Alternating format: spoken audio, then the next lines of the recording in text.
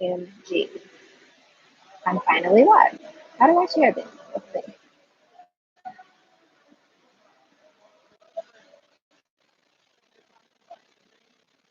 Let's see. Hopefully, you guys can still see me. We're gonna go to the Facebook group. I feel so terrible right now. I'm so sorry, guys.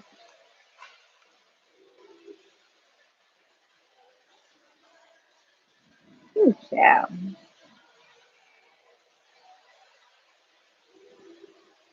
Terrible.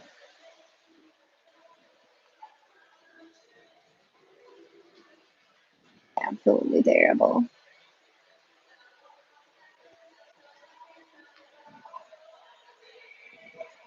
Can you guys see me? Hey, guys. This is so crazy. I don't know what happened. I'm usually pretty smart, but yeah, I don't know what's up with this. So, if you guys watch my, so this time, yes, I am at the mall. So I was just having so many problems today. It was ridiculous. So upset with myself. Then this webinar platform thing just was not working out. So yes, here I am at the mall using their free Wi-Fi to host this webinar. Unfortunately, I don't think I'll be able to share my screen this time, but I will email you guys the slideshow that I created um, in an email after this is over. And I don't plan on this being 2 hours long like the last one was because it was fun, but that was a long time. So thank you guys so much for tuning in. Again, I'm so sorry for the delay and the technical difficulties. I apologize. I need some serious help. I need an assistant, is what I need. But okay, we're gonna get straight to it today. Hey, everybody. Hey, Claudia. It's so funny. I know you guys, like, I know some of the people in the comments now after being on YouTube for like a year. It's crazy. Okay, so today's webinar is going to be about things that you should do or know before you launch your boutique, an online boutique. I know some of you guys already are in business. Maybe you just started your business, or maybe you are thinking about it, or just kind of on the fence about it, and things like that. So I just want to give you guys some really quick tips on launching a boutique and things you should know before you launch a boutique. So there are four things that I want to discuss in this webinar today. If it looks like I'm looking like off to the side, it's because I'm looking at my slides so that I know what I'm supposed to be talking to you guys about. And I'll periodically check in the comments too to see if you guys have any questions and things like that. But for the most part, I think all of you guys know who I am through YouTube. But if you don't, I'm Jan Starte. I go by Jan Starte. You can call me whatever. But yeah, I am a retail professional. I have been in retail for the last 12, almost 13 years now. Oh my God. Where did my Lord have mercy? I just dropped my AirPod. I've been in retail for I've been in retail for the last 13 years. I recently started working for myself last November. So up until then, I was employed by someone else, but now I run my boutique full time as well as offer consulting to other boutique owners. So that's the gist of what I currently do with my life. Um, I do consultations regularly with boutique owners, some people who have been in business for a while, or maybe they just started, and some people who are just thinking about starting a boutique. I offer consulting to them as well. And yeah, so I create content via my YouTube channel and my Instagram and things like that, just to provide advice and tips for current and aspiring boutique owners. I also have a book available on Amazon. If you are a reader, feel free to check that out. You still work for Revive? No, I'm not working for Revive. Revive actually closed down. It was owned by a nonprofit organization, and they just decided they wanted to take their business in another direction. So they actually closed down the shop, which caused me to be without a job. But it ended up being a blessing because now I get to work for myself. So yeah, All right, so webinar, we're not going to get distracted. So, all right, so today's topics will include creating a vision, sourcing merchandise, choosing a website platform, and creating a launch strategy. I wonder how many people are going to walk past and look at me crazy and think I'm talking to myself. So, okay, creating a vision. We're going to start with creating a vision. So, you may be wondering why you need to create a vision or what even a vision is. Creating a vision is going to set the tone for everything that is to come in your business. So it's all about like creating your ultimate goals and your ultimate dreams for what you want your business to become and what you want to achieve within your business. Not necessarily just the money side of things, but the overall um, end goal of what it is that you're going to achieve from your business. Hi, hey guys. You can buy vendor lists from our website, jansharte.com. It'll be under resources, I think it says. I'm not sure. But jansarte.com /shop will take you directly to the vendor list. Okay, so back to the vision. So there are a lot of different questions that you should answer for yourself prior to starting your business in regards to creating a vision. So one of the quotes that I like to live by is that ideas ignite the innovation process, but a vision will bring it to life. So yes, you may have these ideas inside of your head, which is all fine and dandy. Those are just dreams. But when you put it down on paper and you start to analyze all the different moving parts of what that dream can become or how that dream can come to life, it becomes a vision. So I urge you guys to write down. I'm reading the comments and talking at the same time. I urge you guys to write down exactly what you want to achieve in your business. I don't care if it's like the smallest to the most grand thing, like write it down. If you want to obtain $1 million in a year, write it down and then talk to yourself through how you plan to achieve that. A vision without being written down is just a dream. And you can't make your dreams come true if you don't have plans towards working towards those dreams. So let me move on to my next slide that you guys can't see. So one of the first things that I want you guys to do is clearly identify whether or not you are going to be doing this as a hobby or if it's going to be a business for you. You need to analyze what your intentions are going to be. So are you just trying to make some extra cash, or is this going to be like a lifelong thing that you're going to work towards and is going to create a future for you and your family? I find that a lot of people want to start a boutique because they see everybody else starting a boutique and they see all the pretty clothes and things like that. But that doesn't make your business a business. It's just a hobby. So really analyze like, is this something that you can see yourself doing long term versus is this something that you're doing just to get you a bit of extra cash and you're not really going to put any, you know, a strategy behind it or do any excess work that's going to make you stand out in the very large industry that is the boutique industry. So you need to clearly define whether or not this is going to be a hobby or a business for you. Clearly define what your intentions are in starting this business. And then you need to identify what you're going to offer or add to this industry. So, like I said, there are tons of boutiques out there, a lot of them that sell the same things, but you may notice that they don't sell them in the same way. They don't style the merchandise the same way. They don't sell it to the public in the same way. Some people are strictly online. Some people have a mobile boutique. Some people um, have pop-up shops regularly. Some people rent space out monthly to sell their merchandise. Some people have a website but don't sell very much through that website. So just making sure that you know that there are multiple ways that you can go about selling your merchandise and things like that, and then really deciding how you're going to go about what you're going to do differently in the industry that's going to make you stand out versus all the other boutiques that exist. I find that a lot of people are very caught up in what they're going to sell and trying to sell what everybody else is selling. That is one of the quickest ways to failure, first and foremost. And I'm going to talk about that later when we get to the part about sourcing merchandise. But make sure that you are not so overly consumed in the merchandise side of it and things of that nature.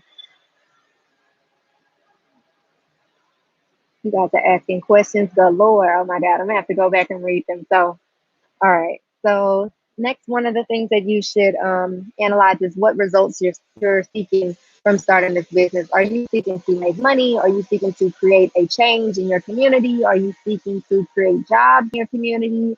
What is your bigger goal besides just making money? Um, this is where you would be establishing what your why is. So why are you creating the business? What do you do it for? Who are you doing it for? And things of that nature. That was pretty self-explanatory. Next slide. So here's some quick questions that you should answer in regards to creating your vision. Who are you? Why do you do what you do? What will you offer to the world or to this industry? What impact will you make, and what success will you have or do you desire to have? Those are some questions that you can answer for yourself in regards to creating a vision. Look at me, I'm flying through these slides. It probably would have been a lot longer if I wasn't so frazzled from all this dysfunctionalness. That's not a word, but anyhow. All right, so the next part is choosing or sourcing merchandise. So, like, shall I say? So, sourcing merchandise is all about choosing what you're going to sell. So, first and foremost, I want you guys to know that choosing merchandise to sell for your boutique involves much more than having a good eye for what looks good. It involves a lot of critical thinking. So when you're choosing what to sell or what to buy to sell for your merchandise, you need to understand that the fashion part of it is often going to, not going to often, it needs to take a back seat to a lot of things. So don't put the fashion aspect before everything else. So selling the best styles will not guarantee success for your boutique. There's a lot of critical thinking and strategy involved. All right, so here's the part I was just talking about previously. There are four ways that will quickly lead you to failure. So the first one is playing copycat. Like I said, selling what everyone else sells is not going to lead you to success in your business at all. I know that, for instance, a lot of you guys send me pictures of K and Co's merchandise like every day, especially in the boutique group on Facebook. I receive so many questions about where Kay gets her merchandise from. Now, yes, I know where a good number of her merchandise is from. I don't know where it all is from. However, please note that Kay has over 100,000 followers on her Instagram. And she is capable of selling out of that merchandise very quickly because she has 100,000 followers on her Instagram. Many of us have maybe a few hundred, maybe a few thousand, but we're working hard to even try to get to even half of what she has attained. Also, she's been in business for 4 years. It'll make 4 years this year that she's been in business. So there's so many things that you need to think about when you are buying merchandise. And one of the least things that you need to be thinking about is who else is selling it and how quickly they sold out of it. How quickly they sold out of their merchandise has absolutely nothing to do with you. They have an audience that they have established for themselves. They have built up credibility with that audience. The audience trusts their product quality. They trust their reliability to ship their orders out. They trust that person, and they trust that person's business. These people don't know you, so when you're comparing yourself to already established businesses, it does not make sense for you to purchase the same merchandise that they purchased because you saw them sell out of it. Them selling out of their merchandise has absolutely nothing to do with your business and does not ensure that you are also going to sell out of their merchandise, first and foremost. So, the next thing that you need to take into consideration when choosing merchandise is to not be overly trendy. So, I have found that so many people only buy what is considered to be in or on trend, or they want to buy what everybody else is selling and things of that nature. That doesn't make sense either. Just like anything else in this world, it eventually dies. And what I find is that some people buy merchandise and they're not even aware of how long that merchandise has existed. I'm sorry about the background audio. I apologize. I'm working with what I got, sugar. So I'm sorry, I lost my train of thought. Oh, okay. So trends die. So just like anything else in this world, trends die. And what happens is often, um, some people often buy into a particular style, not realizing that that style has been in play for quite some time. So one of the things to take into consideration when buying merchandise is how long that particular style has been in play, how long that particular style has been being offered to the public. I find that a lot of people are buying into trends at the end of its lifespan. Everything has a lifespan. There are trends that die every single day, and buying into a trend at the end of its life cycle is not going to bring your boutique success. Buying into a trend that has existed for many months and that many people have had the opportunity to sell is not going to help your boutique at all. So make sure you are aware of how long these particular styles have existed prior to you buying into them. One of the ways you can do that is by contacting the vendors to see, when they launched that particular product, how many times they've restocked it themselves, and things of that nature. And I'm not saying that it's not, a good idea for you guys to sell the trendy stuff, um, but you want to sell it in pro- proportions. Not Don't make your entire boutique so focused on what's considered to be hot right now. You need to create a aesthetic and a style that is for you and for your boutique and for your audience, not for somebody else's audience, not for Kay's audience, not for any other boutique on Instagram's audience. You need to develop your own. So the next area that you need to take into consideration when buying merchandise is buying things because it's cute. Cute merchandise does not mean anything if you don't have a strategy behind how you're going to sell the cute merchandise. I, and I'm a victim of this too, so I'm not going to make it seem like I don't do this. But for instance, when I attend trade shows, I usually go with a plan of what I want to buy, how much I want to spend, what styles I want to buy. I even save items on Fashion Go so that I can, find the vendor's booth and check it out. But I get there and I see all the pretty stuff and I'm like, oh, I want that and I want this. And the plan kind of goes out of the window because everything's so cute. But then I get it home or, I get it delivered. And sometimes I'm like, I can't believe I bought this. Or sometimes I'm thinking, why did I buy this? Or I forget that I even bought it.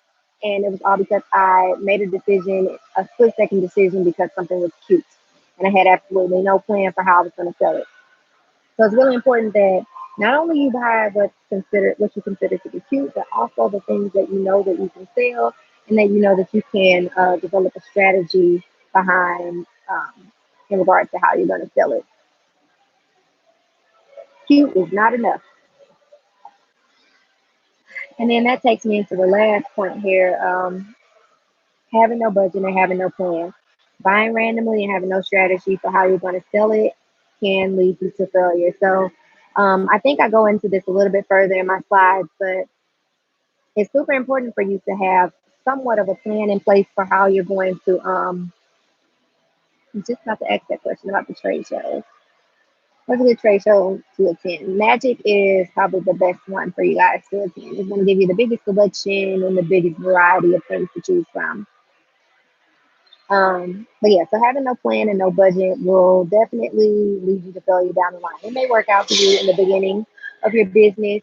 Everything seems so, random and sporadic and fun. But as you grow, you'll need to develop strategies and put into place different tactics that will help your business to grow, not just stay stagnant. And one of the ways your business will stay stagnant or fail altogether is not having a budget, not having a plan, spending money without having a reason for it, and things of that nature. Style Max was not my cup of tea, honey. So Style Max takes place in Chicago. I think they do it a few times a year. I just went last weekend and it wasn't really for me. It was definitely a much smaller selection of things than Magic, probably maybe a fourth of what they offer at Magic. But yeah, the selection wasn't for me. I felt like it was a lot more old lady-ish, in my opinion. There were a few vendors there that, on the younger side of things. But yes, I'm gonna email the slides out when I'm done, guys.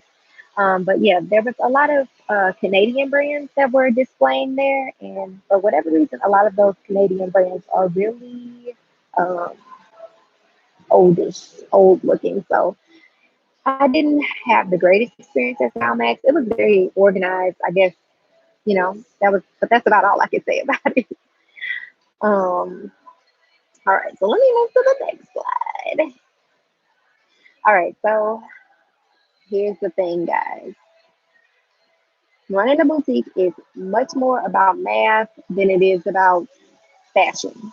There are so many numbers involved, and it's one of the things that you need to take into consideration before you even focus on the fashion side of things. So I wrote on this slide, it's a numbers game, not a fashion game. So here are a few different things that you have to take into consideration when you are buying merchandise. How much money are you going to spend? How many styles do you want to buy?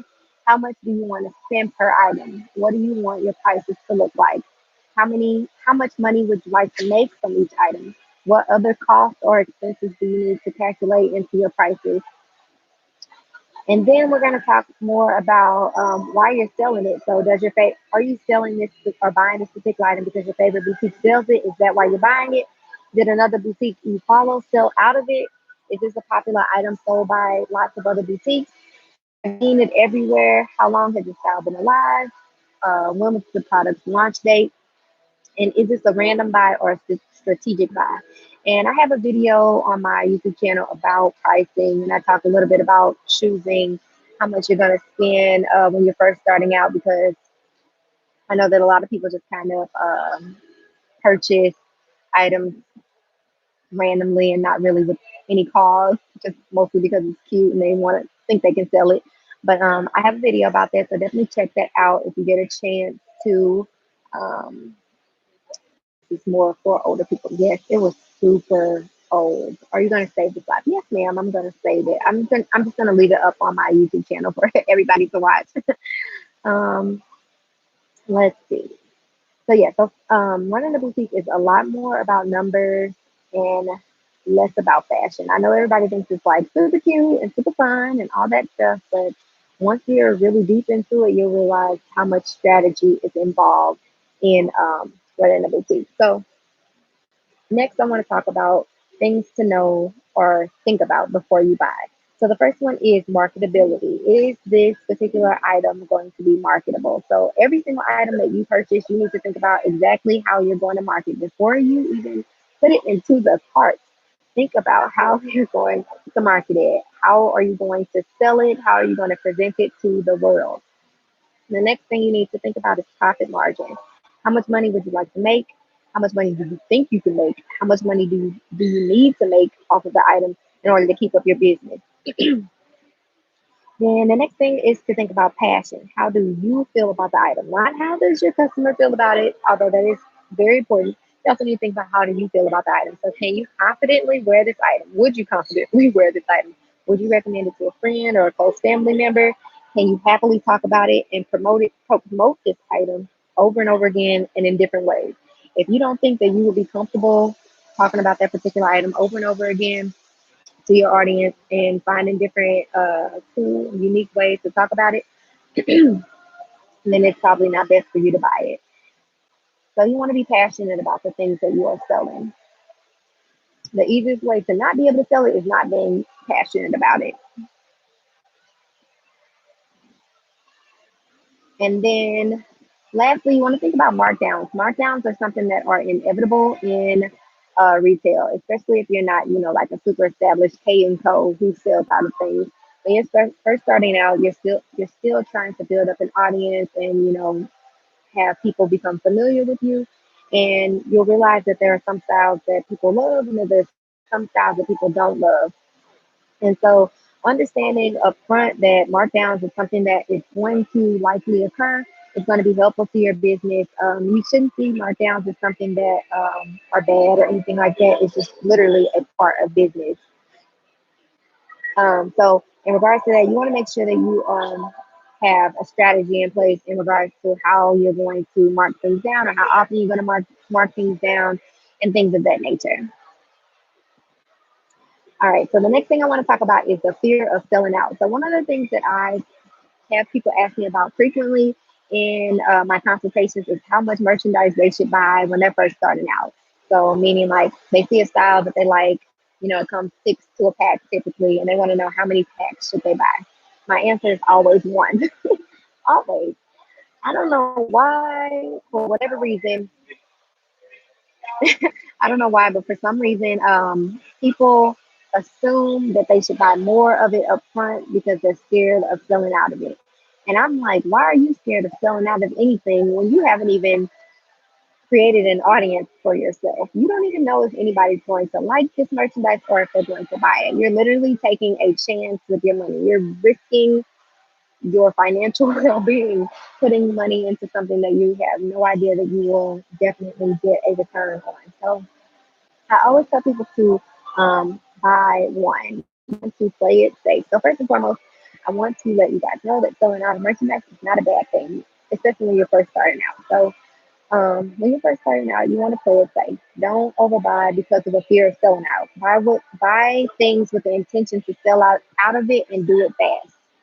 You want to be able to constantly and consistently put your money back into the business so that you can have new merchandise coming in regularly. And that kind of ties back into markdowns.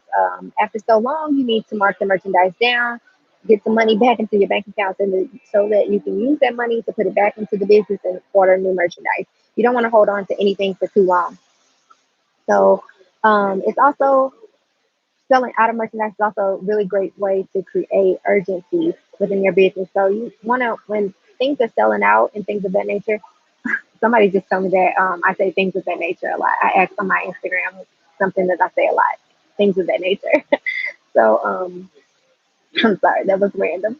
So you want to use your selling out as a way to create urgency with your audience. So as your audience sees that things are quickly selling out, this is not the time for you to go restock it because one person asked you to restock it or said that they really like it and hope that you get it back again.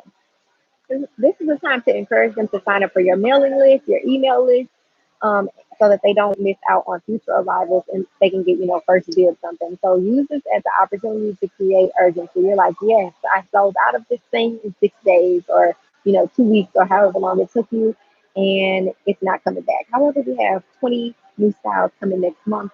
Sign up for our email list so that you can be notified when those new arrivals drop and you can get first dibs. And lastly, um, plan for restock. So you don't want to restock anything, like I said, because one person asked you to do so.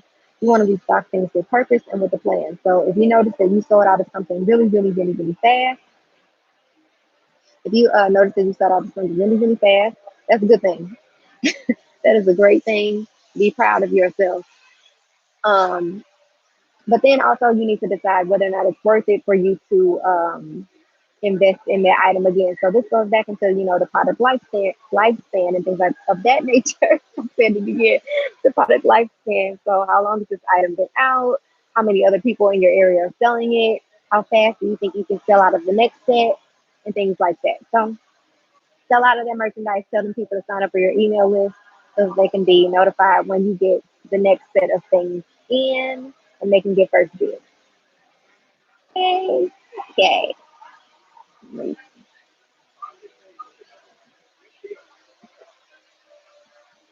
Yes, sell out. I'm not afraid to sell out. I hope I do so I can move on. Exactly. Yes. All right. So the next part of this webinar is about choosing a website platform. So I know some of you guys are already in business, and I know some of you guys have not started yet, and you're still, contemplating what website platform to choose from. So there are a lot to choose from. Excuse me. There are a lot to choose from. I actually just read earlier that there are over 120 to choose from, which is crazy. But I'm only going to talk about the ones that I am familiar with, and they're a few of the most popular ones anyway. So, yes. So, when choosing a web platform, there are many to choose from, but not all of them are good for building an e commerce based website. So, yes, they may offer e commerce capability, but they're not going to be the strongest option for what you're trying to do. So first and foremost, Shopify is the one that most people usually go with. It's a really big name out there in the boutique community. Um, on my slides, I actually gave these platforms a grade. So I gave Shopify a grade of an A as the best e-commerce platform for its e-commerce capability. So I said that it offers a one-stop shop for your e-commerce needs. However, it's so simple that it can appear to be complex to some. So I'm actually building a couple of Shopify websites currently for a few clients, and I think it's pretty simple. However, my clients think that it is not a simple platform at all to build a website on. So, um, yes, it can appear to be so simple that it's hard, if that makes any sense. The one thing that I don't like about Shopify is that basically everybody's website kind of just looks the same.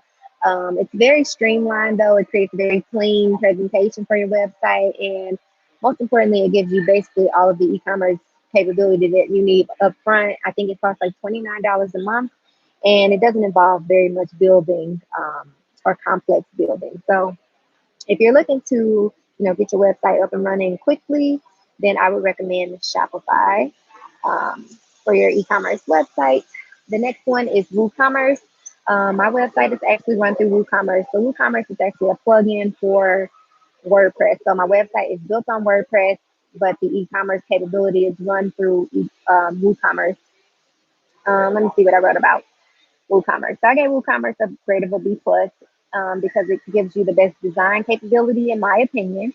So I said that this one is best for those who want a more creative and individualized web design, but it will require a bit of building in the e-commerce department. So, like I said, my actual website is built on WordPress, and then you have to implement WooCommerce into the website. Um, so essentially, you have to build your website up to be what you would like it to be, and how you would like it to look. But overall, I think it's pretty simple. Like I said, for Shopify, some people do not. But it gives you a lot of capability in regards to the creative side of what your website's going to look like.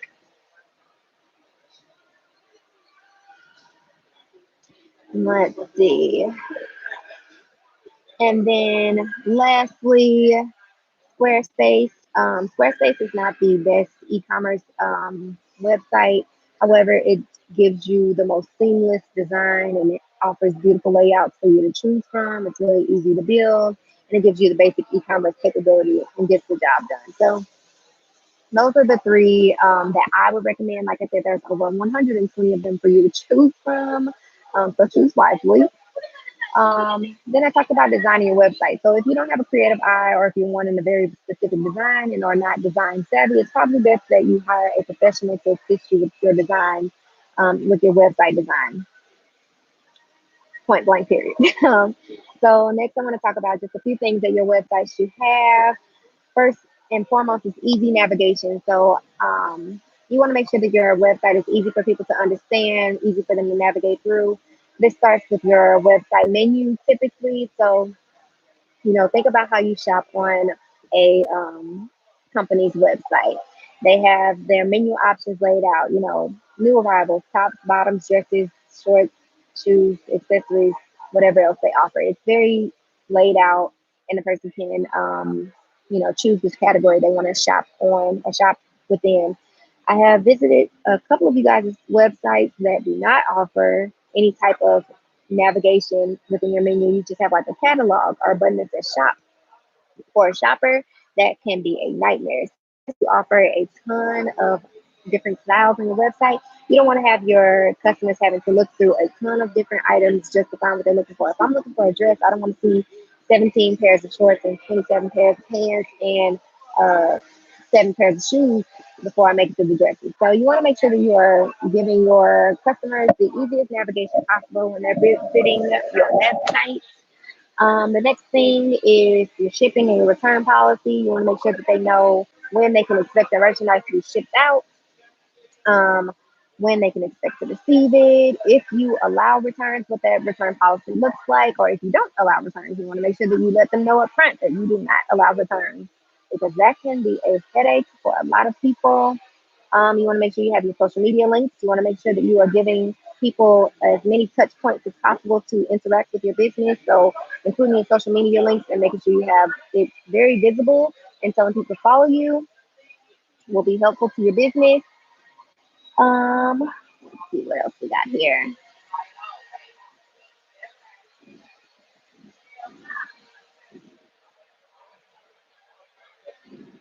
Sorry guys, I'm looking at messages on my phone. Um, so you want to make sure you have a contact page. You want to make sure that they know how to get in contact with you if there is an issue with their order or anything of that nature. And you want to have an about me page. So how, what they need to know about you, why you started your business, who you are, what you do, why you do what you do, things of that nature. You want to make sure that you are building up a relationship with um, with your customers. All right. What's next? All right. So creating a launch strategy. So this is about what steps you're going to take leading up to your launch. Really important.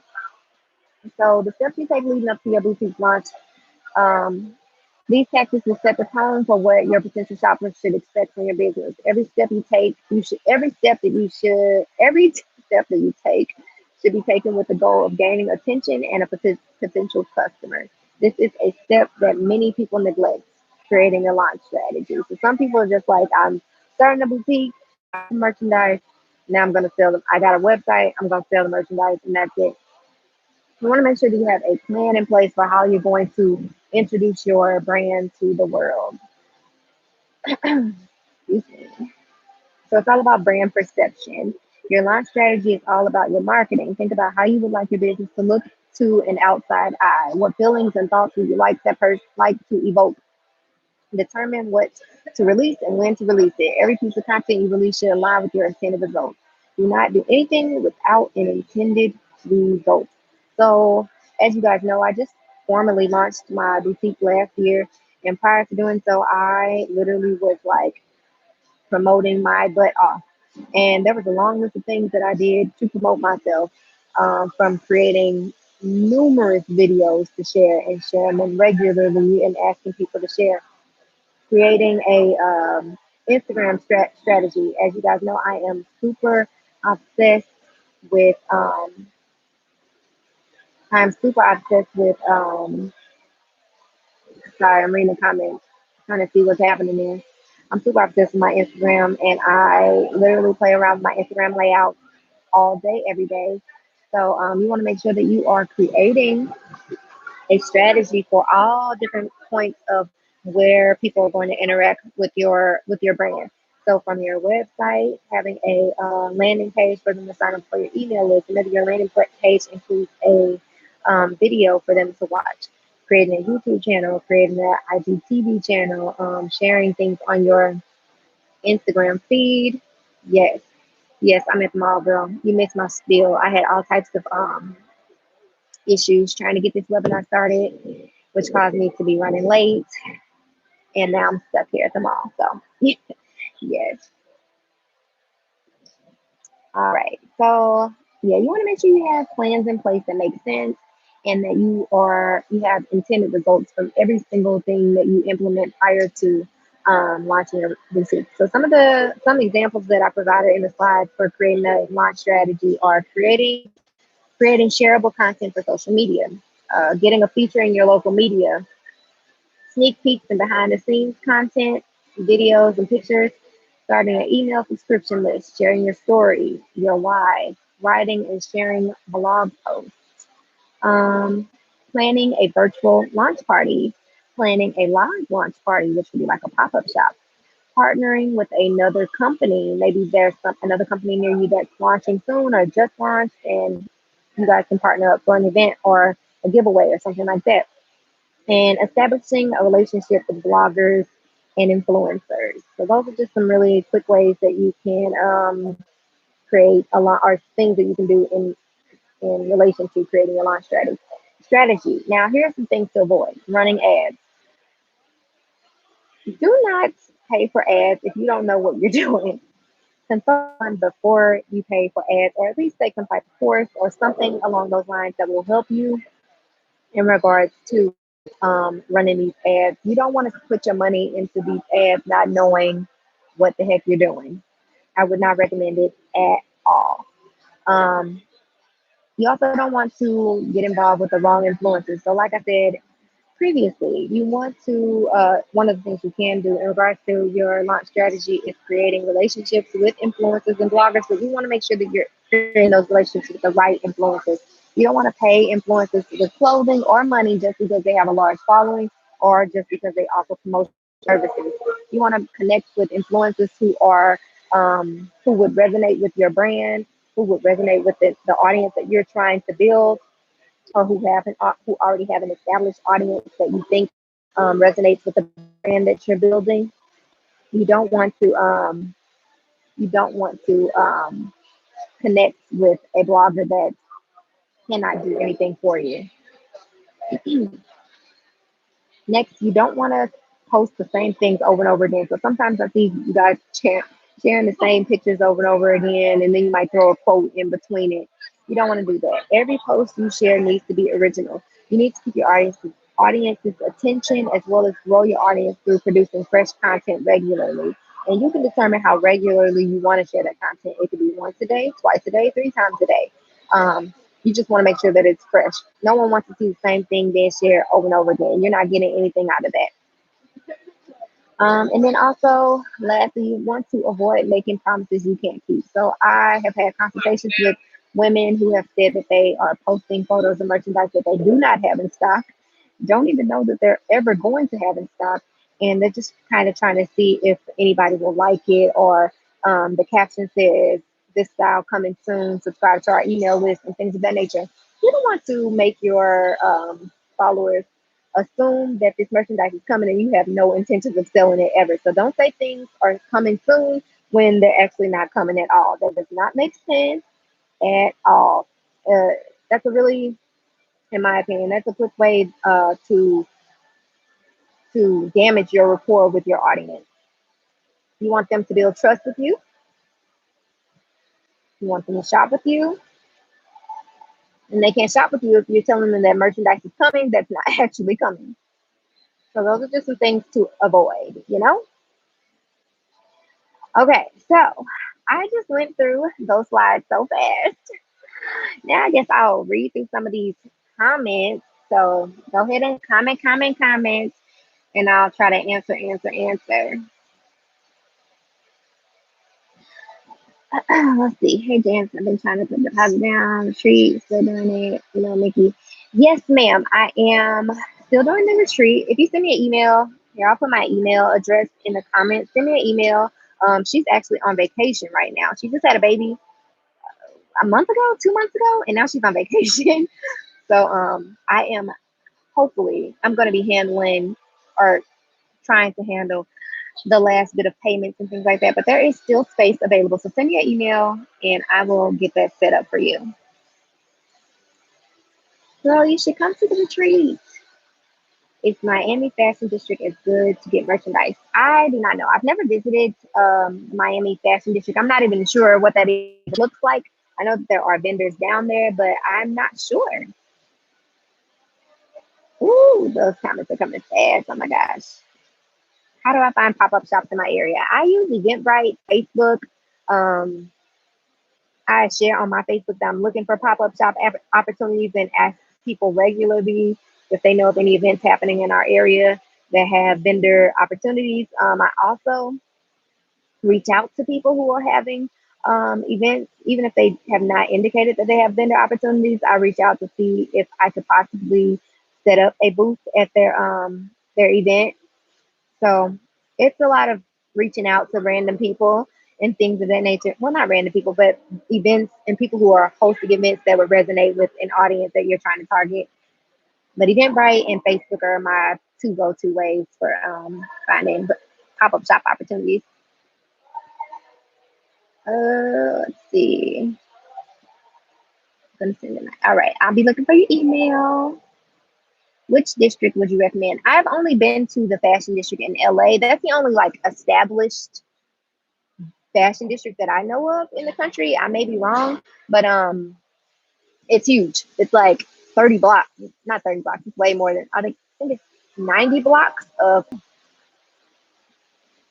Let's see. Is it smart to make polls on your story to figure out our customers will want to see in next in our store? Yes. I always say it's very smart for you to ask your customers what they like, what they don't like, even in regards to what you're currently selling. Like, I want everybody's opinion because I want to make sure that I am servicing them as best in the best way that I possibly can. So yes, most definitely ask them questions as often as possible. You want them to be honest. You want that honesty, even if it hurts. You want it. How much money do you need to start? So that is very dependent on you and your own circumstances. Nobody can tell you exactly how much money is needed to start. Even in regards to the foundation of your business. Registering your business is going to cost a different amount every single state. There's no two states that are the same. There are even some states that don't have or that require you to have one thing and don't require you to have another. So, for instance, I have a business that's registered in Missouri. That cost me $50 to get my business license. I have a second business that's registered in Illinois. That one cost me $150. And if I had mailed in the application, it was going to cost me $250. So that price alone differs. And then in regards to determining like how much money you're going to spend on your merchandise, that is subjective to yourself and you and what you're comfortable with spending. So nobody can tell you how much to spend. There's a lot of factors to take into consideration. Like I said earlier in the pricing and sourcing merchandise part, you need to determine how much money or how many items you want to sell, how much money you're comfortable with spending per item, and things of that nature. So lots of things to take into consideration.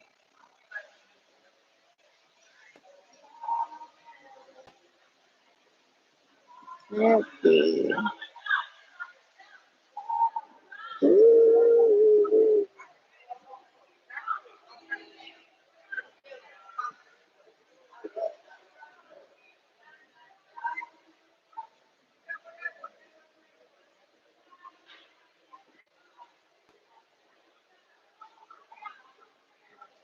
Yes.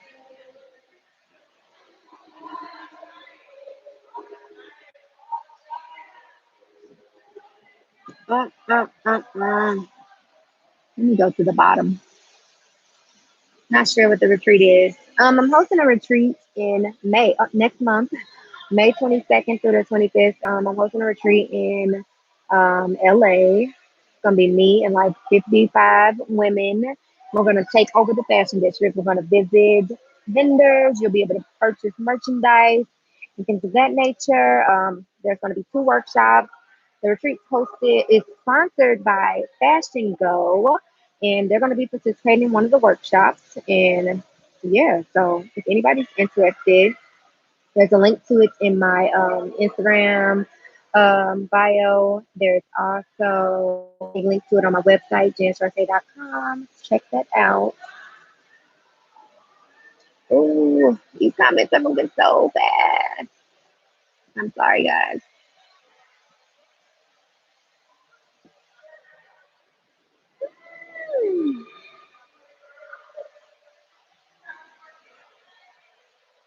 When is your boutique academy opening up? So the boutique academy is launching on Friday, April the 12th. If you guys have not signed up for that, go to my Instagram and click the link in my bio and sign up and follow the boutique academy on Instagram. Oh, y'all, oh my God, I got a whole slide about the boutique academy. Okay, let me go. Excuse me. Let me go back to my slides. So this is what happens when things go wrong. All right, so these last couple slides say there's so much more to launching a boutique other than the four steps that we discussed in this webinar. So successfully launching any business takes hard work and dedication. There are a lot of moving parts and the industry constantly changes. It's vital that you lay a solid foundation for your boutique by taking various steps. And it's my personal mission to help you all have the most successful entrepreneur journey that you possibly can. And so, next steps after this um, webinar, you can sign up for the Boutique Academy, which is launching on Friday, April the 12th. You can subscribe to my YouTube channel, but we're already on my YouTube channel. That means you're probably already subscribed to it. And if you're not, you should definitely do that. You can join my private boutique success Facebook group. It has over 2,500 boutique owners in it, and there are 500 people waiting to be accepted to it currently that I need to go through after this webinar. So that make that 3,000 boutique owners from all across the world. Some of them current, some of them aspiring, some of them working on it, but regardless, 3,000 folks in there that you can network with, ask questions with each other and grow with one another, connect with people in your area and things of that nature. And last but not leastly, I will be launching a boutique course at the end of this week on Friday as well. And I'll send all that information out to you guys via email after this webinar is over. But a little bit about the Boutique Academy. So it's a digital space for boutique owners created to help current and aspiring boutique owners gain vital knowledge that will help them advance as entrepreneurs and help their businesses prosper. So you guys, if you follow me on Instagram, you probably seen some behind the scenes clips, but I've been recording videos with various people from various industries, talking about various topics from like shopping for plus size merchandise, taking photos for your boutique. What else we talked about? Taxes. There's videos about branding, all types of things. So I'll be releasing content basically multiple times a week, videos, blog posts, interviews with boutique owners from all across the country, who have had various levels of success and who have been in business for quite some time. And I'm super excited to launch it because you guys know, I always say that I know some things, but I don't know everything. I am just here to share with you guys what I know, and I'll let somebody else share the things that I don't. So I have brought all these people together to help me educate you guys on various moving parts of starting and launching your boutique. So the Boutique Academy was created to educate, motivate, and elevate boutiques all across the country or the world, I guess you could say. And I'll send you guys more information about my boutique course that's launching on Friday. There'll be 3 different course structures to choose from. One is a one-on-one course with me. It'll include 5 weeks of guided learning. There's going to be 10 spots available, and a new session will start every 5 weeks.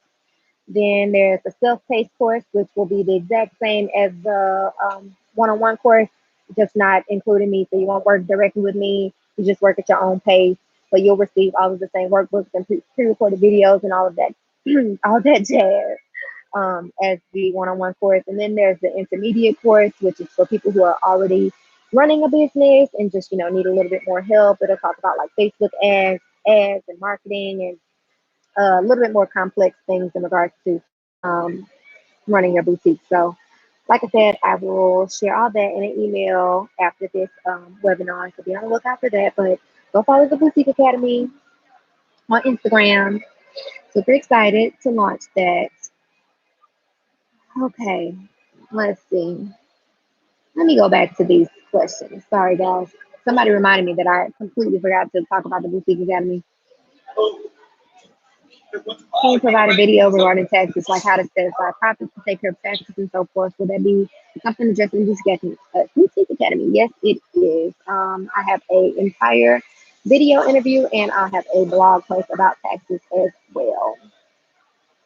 And I'll probably, if you follow me on Instagram, I'm probably going to put a poll or a questionnaire in my stories for you guys to ask various questions about various topics so that I can make sure the people that I interview are answering your very specific questions. Does the hotel stay for the boutique retreat start the night of the 21st or is the night of the 22nd? The 22nd. So the boutique retreat is the 22nd to the 25th. We will not log in. We will check into the hotel on the 22nd, check out on the 25th. Will you be doing another retreat this year after one in May? I won't be doing another retreat, but I'm planning another event in Houston, tentatively September. So I'm working on that currently. But I'll be doing the retreat yearly, unless it becomes like this super huge thing, and then maybe I'll do it twice a year. Let's see. Woo.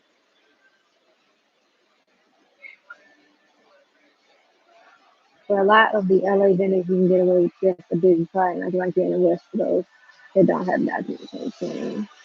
He said, oh, my website is jansharte.com. I'll put it in the comments for you guys. JANCECHARTAE.com. What is the most money you've made in a single month since you? Maybe a little bit over $3,000, but I don't put as much work into my boutique as I do my consulting. Now, my consulting business is another story. I make maybe $7,000 to $8,000 a month for my consulting business. What's some good tips on marketing your business? There's a lot of tips for marketing your business. I would say first and foremost, don't rely so heavily on social media. So social media is definitely one of the strongest ways to market your business. But if you don't have a strategy in place for how you're going to promote your business on social media, and if you're not going to create great content to promote your business on social media, then it's basically for nothing. So I would say first and foremost you have to focus on creating good content, whether that be photos, videos, quotes, the layout of your feed and things like that. But also excuse me, writing about your boutique in your on your personal pages. I use my personal Facebook, my first personal Instagram a lot to market my business. I'm not afraid to reach out to my local media, so like my local news stations. I've done that plenty of times. In my previous job, I would reach out to like local newspapers, local magazines, and just tell them a little bit about the business and see if they'd be interested in doing a story.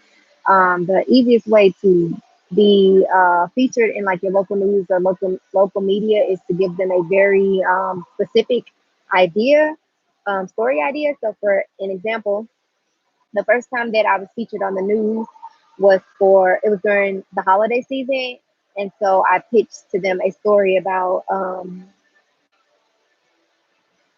excuse me, about gift ideas.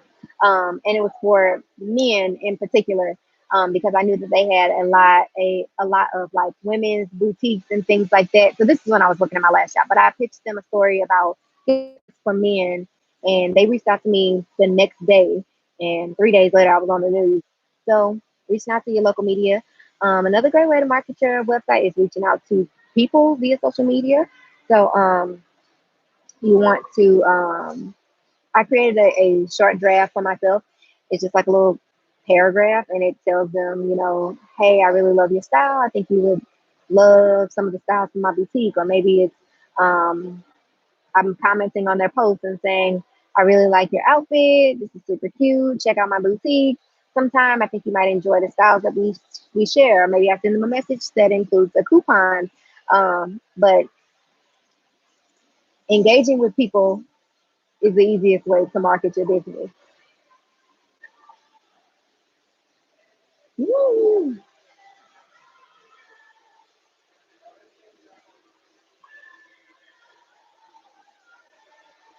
Yes. So I started doing YouTube before I started my business. So I don't know if you were on when I started, but I have been in retail for 13 years.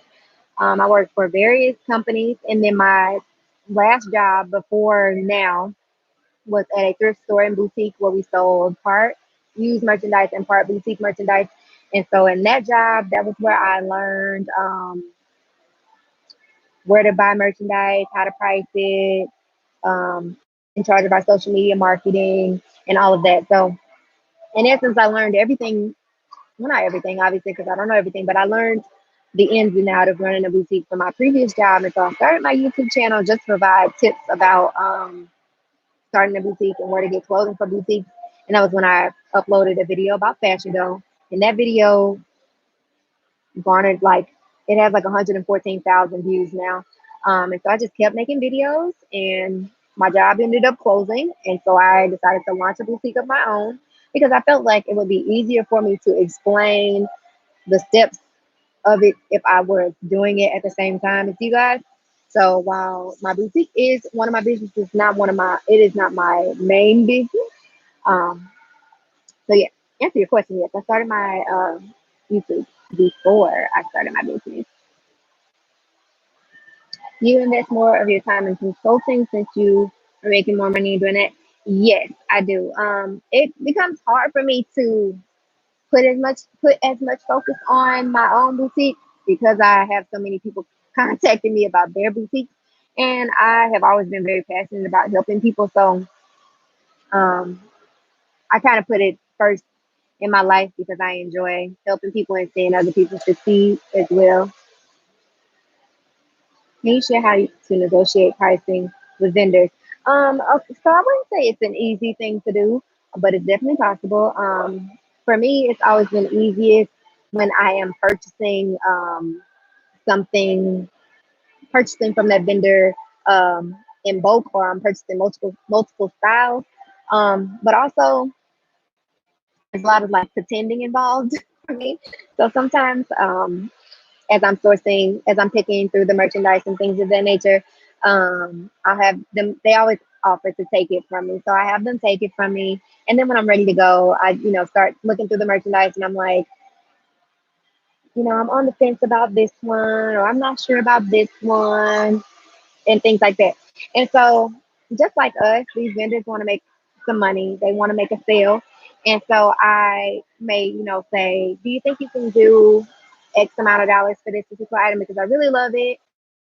I think it would be great for my boutique, but I'm just not sure about the price, or it's out of my price range, or it's a little bit more than I like to pay for my items and things like that. And sometimes they say yes, sometimes they say no, but really it's just a matter of asking. Um, you'd be surprised at how many people are willing to negotiate. Sometimes I don't even ask. They can just see the look of despair on my face about the price that they say, because I always ask how much is it, because sometimes they don't have it on the tag. And they can see the look of despair on my face, and they'll lower the price just instantaneously. So really, it's just a matter of asking, honestly. What's your price range to create a website? So I create websites anywhere between $150 to $350. It depends on what website platform you're building on.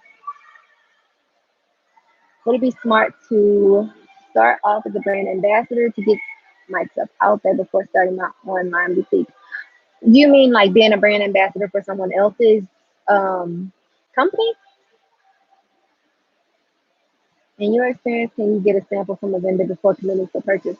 I have never had a vendor allow me to get a sample. The only times that I've heard of anyone getting a sample was when they were getting like old things, or they were getting things from AliExpress, Alibaba, which is not really a sample in my opinion. I don't know. But no, to answer the question, I've never had an instance where a vendor offered me a sample, allowed me to get a sample.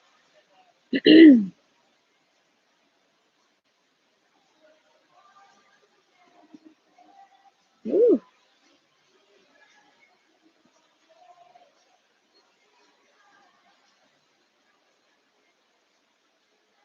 how do you start your consultation business? So I started my consultation business kind of randomly. It wasn't on purpose, really. None of this is really on purpose. So I actually talked on my Facebook earlier today, but um, honestly, I took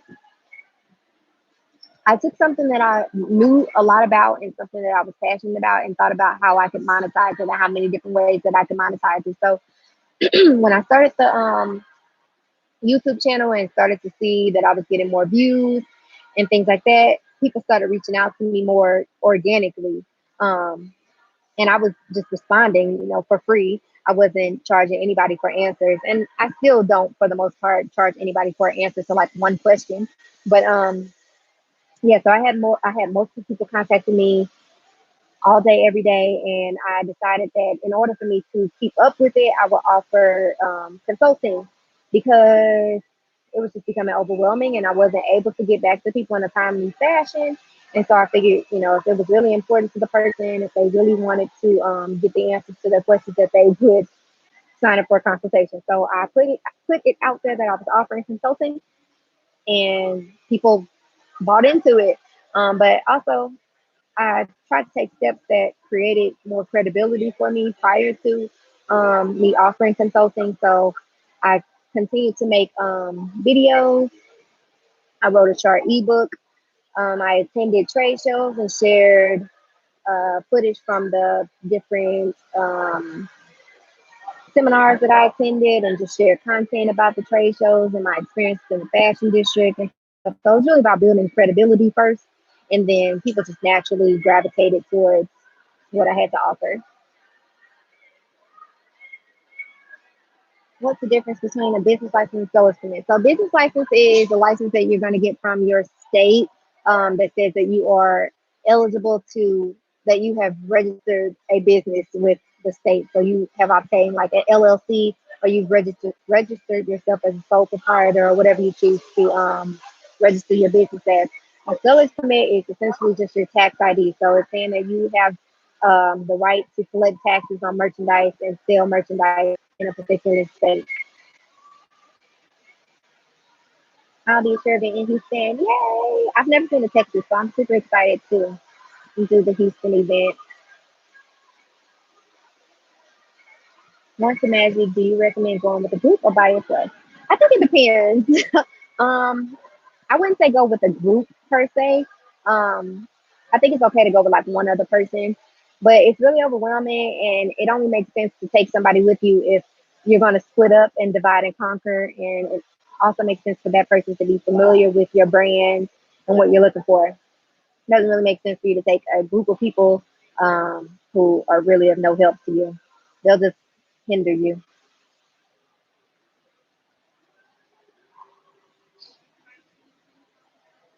Do you use business credit to also get inventory? I do not. I all of my merchandise is currently bought in cash from my bank account. I wouldn't say it's a bad idea to um, use business credit. Just make sure you are selling the merchandise so you can pay back that money. I'm in grad school, so I'm away from home most of the year. Basically, can I run an online boutique from my dorm, but still be based in my hometown? It's realistic. Yeah, I think so. You could definitely do that. One of my younger cousins, she is currently in college, and she's running a hair business and a boutique from her dorm.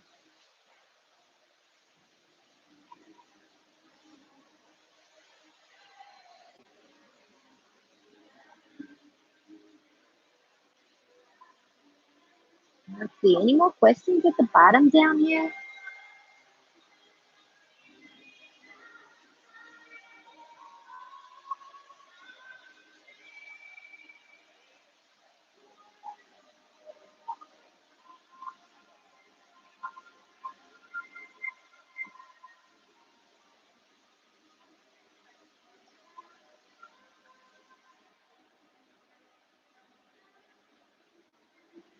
I learned how to build a website just through trial and error. I built my first website in 2009, and since then I have a ton of them. When I get bored, I buy domain names and I practice building websites. I watch YouTube videos a lot. Anything that I don't understand how to do, I look up on YouTube. I'm a visual learner.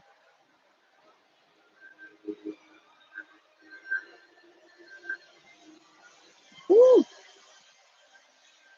how many different styles should a boutique start with? That is completely up to you. I would say that it's smart to have a cohesive collection, in my opinion. Not a bunch of random things that don't make sense or look nice with each other or next to one another, in my opinion. Some people may think differently. Um, but I think it's smart to have items that can pair well together and that are interchangeable and that can mix and match with each other. Because hopefully you'll convince your customers to buy more than one thing when they're on your website.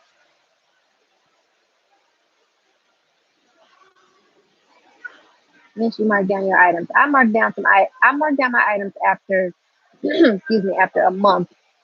If I haven't seen anything or if I feel like they're not selling well, then I do 30, 60, 90 days. So every 30 days until it's gone.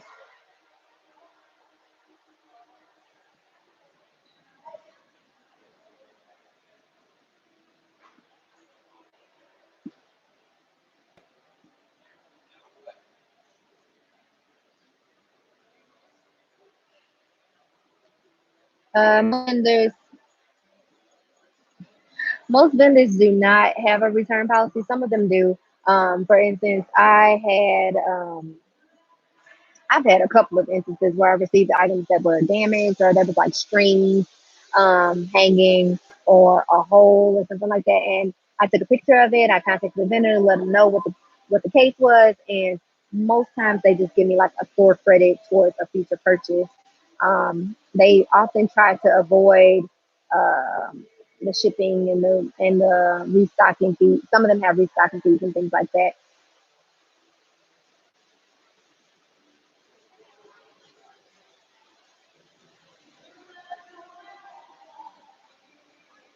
You're welcome. You're welcome, guys. All right, guys. So I need to go home and leave the mall because I've been here for a long time. So feel free to shoot me an email, follow me on Instagram, follow the Boutique Academy. I'm gonna put it in the comments. The Boutique Academy is launching on Friday, and I will send out an email with all of the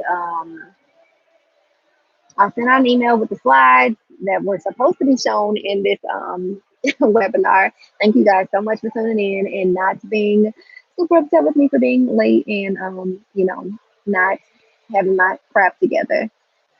Denise, if you send me an email, I'll get your things squared away with Nikki.